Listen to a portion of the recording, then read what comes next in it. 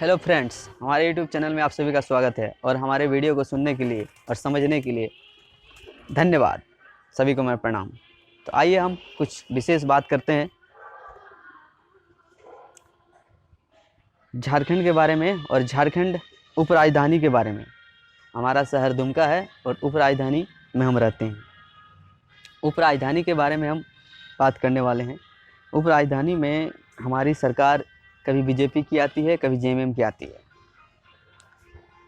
ठीक है, 2000 में ये झारखंड अलग हुआ था और 2000 से कभी बीजेपी आ रही है तो कभी जेएमएम आ रही है। कभी कदाल बाबूलाल मरांडी भी आया था, तो कुछ दिन के लिए आया था, कुछ पल के लिए आया था। ठीक है, और स्टेफन मरांडी भी कुछ समय के लिए आया था। तो जो मतलब कि अधिकतर समय के लिए यहाँ झारखंड में राज करता है बीजेपी या जेएमएम, इस दोनों में से टक्कर चलता है।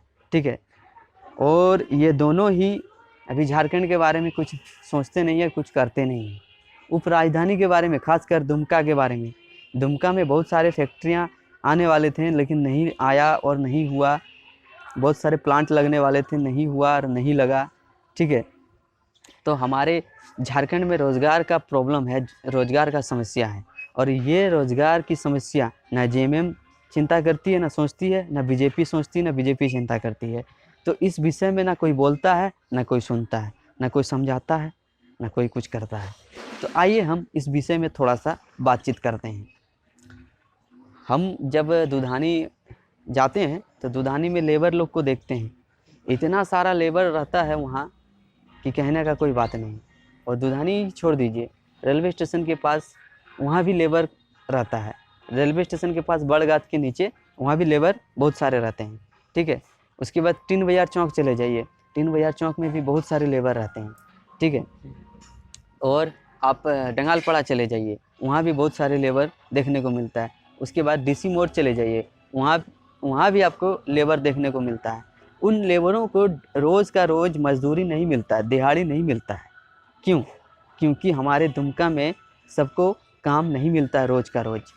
ठीक है, उनको दिहाड़ी नहीं मिलता है, तो उनका घर कैसे चलता है भगवान जाने। भगवान चला रहे हैं और वो मैनेज कर रहे हैं, वो चला रहे हैं।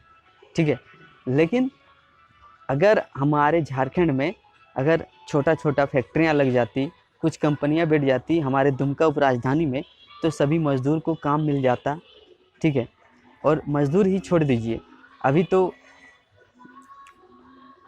तो नवयुवक जो है पीढ़ा, जो नवयुवक जो है उनका पीढ़ी जो है, अभी नवयुवक का पीढ़ी जो चल रहा है अभी, जो जैसे कि स्टूडेंट वर्ग के लोग, वो जो हैं उनके लिए भी बहुत मतलब कामकाज नहीं मिल रहा है।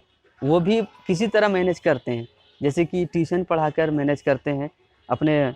जैसे कि मान लीजिए कि प्राइवेट कॉलेज में वो उसका एडमिशन है, तो उसको क्या करना पड़ता है कि उसको खुद से मैनेज करना पड़ता है।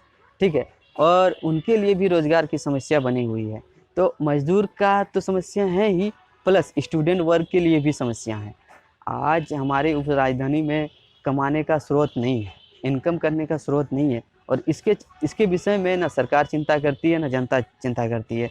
जनता भी मूर्ख और सरकार भी मूर्ख।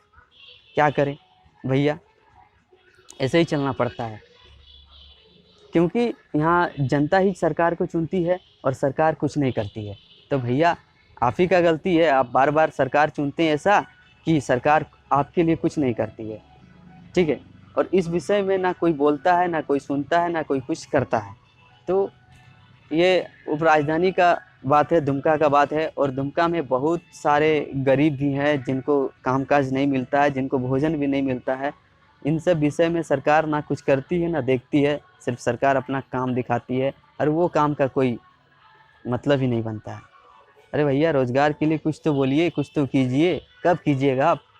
बड़े बड़े वादे करते हैं चुनाव के माहौल पे, उसके बाद आप जीत जाते हैं, भूल जाते हैं।